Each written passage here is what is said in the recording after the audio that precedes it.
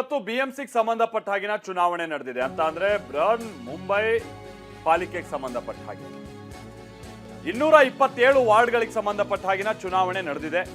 ಇದು ಕೂಡ ಸೇರಿದಂಗೆ ಸುಮಾರು 29 ಸ್ಥಳೀಯ ಸಂಸ್ಥೆಗಳಿಗೆ ಸಂಬಂಧಪಟ್ಟ ಹಾಗಿನ ಚುನಾವಣೆ ನಡೆದಿದೆ ಅಂತ ಅಂದ್ರೆ ಈ ಪುರಸಭೆ ನಗರಸಭೆ ಇದಕ್ಕೆಲ್ಲ ಮಹಾರಾಷ್ಟ್ರದಲ್ಲಿ ಎಲ್ಲರ ಕಣ್ಣಿರುವಂತದ್ದು ಬಿಎಂಸಿಯ ಗದ್ದುಗೆ ಯಾರು ಹಿಡಿತಾರೆ ಅಂತ.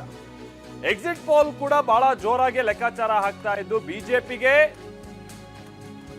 ಬಿಎಂಸಿ ಗದ್ದುಗೆ ಅಂತ ಭವಿಷ್ಯ ನುಡಿತಾ ಇವೆ. ಜೆವಿಸಿ ಸರ್ವೆ ಪ್ರಕಾರವಾಗಿ 138 ಸ್ಥಾನ ಬಿಜೆಪಿ ಗೆಲ್ಲುತ್ತೆ.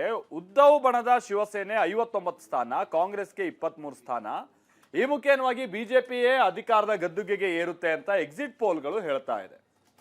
ಒಟ್ಟು ಚುನಾವಣೆ ನಡೆದಿರುವಂತಹ ವಾರ್ಡ್ ಬಂದ್ಬಿಟ್ಟು 227. ಈಗಲ್ಲಿ ಏನು ಈ ಚುನಾವಣೆ ಮತದಾನ ನಡೀತಾ ಇದ್ದ ಹಾಗೆ ಅಲ್ಲಿ ಒಂದು ಗೊಂದಲ ಏನಾಗ್ತಾ ಇರೋದು ಅಂದ್ರೆ ನಕಲಿ ಶಾಯಿಯನ್ನ ಬಳಸಿದ್ದಾರೆ, ಮಾರ್ಕರ್ ಪೆನ್ಗಳನ್ನ ಬಳಸಿದ್ದಾರೆ. ಈ ಮುಖೇನವಾಗಿ ಚುನಾವಣಾ ಅಕ್ರಮ ಆಗಿದೆ ಅಂತ ಹೇಳಿ ಈಗ ದೊಡ್ಡ ಗಲಾಟೆ ಆಗ್ತಾ ಇದೆ ಆ ಭಾಗದಲ್ಲಿ. ಹೇಳಿ ಕೇಳಿ ಮುಂಬೈ ಅಂತ ಅಂದ್ರೆ ಬಹಳ ಸೆಲೆಬ್ರಿಟಿಗಳಿರುವಂತಹ ಪ್ರದೇಶ, ದೇಶದ ವಾಣಿಜ್ಯ ನಗರಿಯ ಜೊತೆಗೆ ಈ ಬಾಲಿವುಡ್ನ ಸಂಬಂಧಪಟ್ಟ ಹಾಗಿನ ಹಲವು ತಂತ್ರಜ್ಞರು ಅಥವಾ ಏನು ಆಕ್ಟರ್ಸ್ಗಳು, ನಟ ನಟಿಯರು ಇವರೆಲ್ಲ ಬಿಎಂಸಿಯಲ್ಲೇ ಅಂದ್ರೆ ಈ ವ್ಯಾಪ್ತಿಯಲ್ಲೇ ಇರೋದು. ಹೀಗಾಗಿ ಅವರೆಲ್ಲ ಇವತ್ತು ಬಹಳ ಹುರುಪಿನಿಂದ ವೋಟಿಂಗ್ ಮಾಡಿದ್ದಾರೆ. ಬಿಜೆಪಿಗೆ 138ರಿಂದ 151 ಸ್ಥಾನ, ಯುಬಿಟಿಗೆ 58ರಿಂದ 68 ಸ್ಥಾನ ಅಂತ ಹೇಳಿ ಎಕ್ಸಿಟ್ ಪೋಲ್ ಹೇಳ್ತಾ ಇದೆ.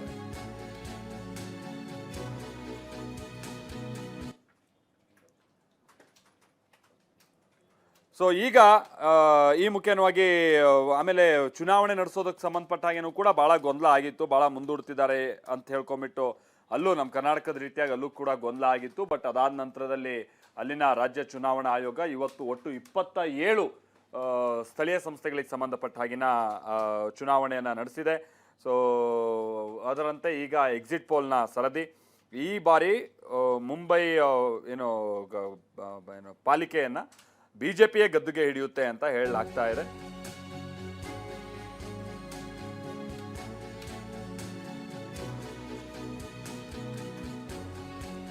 ಉದ್ಧವ್ ಬಣದ ಶಿವಸೇನೆ 68ರಿಂದ 73 ಸ್ಥಾನ, ಎನ್ಸಿಪಿ ನೋಡಿ ಕೇವಲ 2ರಿಂದ 4 ಸ್ಥಾನಗಳಿಗೆ ಇಳಿಯುತ್ತೆ ಅಂತ ಹೇಳ್ಕೊಂಡು ಡಿವಿ ರಿಸರ್ಚ್ ಹೇಳ್ತಾ ಇದೆ. ಸೊ ಡಿವಿ ರಿಸರ್ಚ್ ಪ್ರಕಾರವಾಗಿಯೂ ಕೂಡ ಬಿಜೆಪಿಗೆ ಅನುಕೂಲ ಇದೆ ಅಂತ ಹೇಳಿ ಹೇಳ್ತಾ ಇದೆ.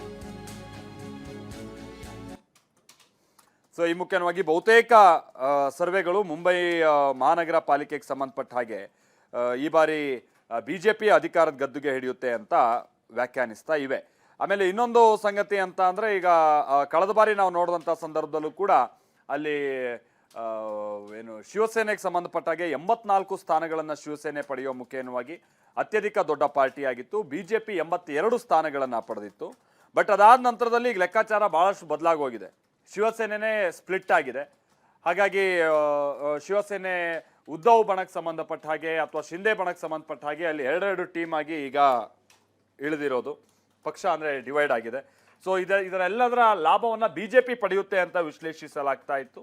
ಆಮೇಲೆ ಎನ್ಸಿಪಿಯ ಸಾಧನೆ ಹೇಗಿರ್ಬೋದು ಅಂತಾನು ಕೂಡ ಬಹಳ ಪ್ರಶ್ನೆಗಳಿತ್ತು. ಎನ್ಸಿಪಿಯನ್ನು ಈ ಪಾಲಿಕೆ ವ್ಯಾಪ್ತಿಯಲ್ಲಿ ಬಹಳ ದೊಡ್ಡ ಪರ್ಫಾರ್ಮೆನ್ಸ್ ಅನ್ನ ಏನು ಬಹಳ ವರ್ಷಗಳಾಗೋಯ್ತು, ಸಾಧ್ಯ ಆಗ್ತಾ ಇಲ್ಲ ಅವರಿಗೆ. ಹಾಗಾಗಿ ಈ ಬಾರಿ ಬಿಜೆಪಿ ಜೊತೆಗೆ ಉದ್ಧವ್ ಬಣದ ಶಿವಸೇನೆ ನಡುವೆನೇ ನೇರ ಫೈಟ್ ಅಂತ ಹೇಳಲಾಗ್ತಾ ಇತ್ತು.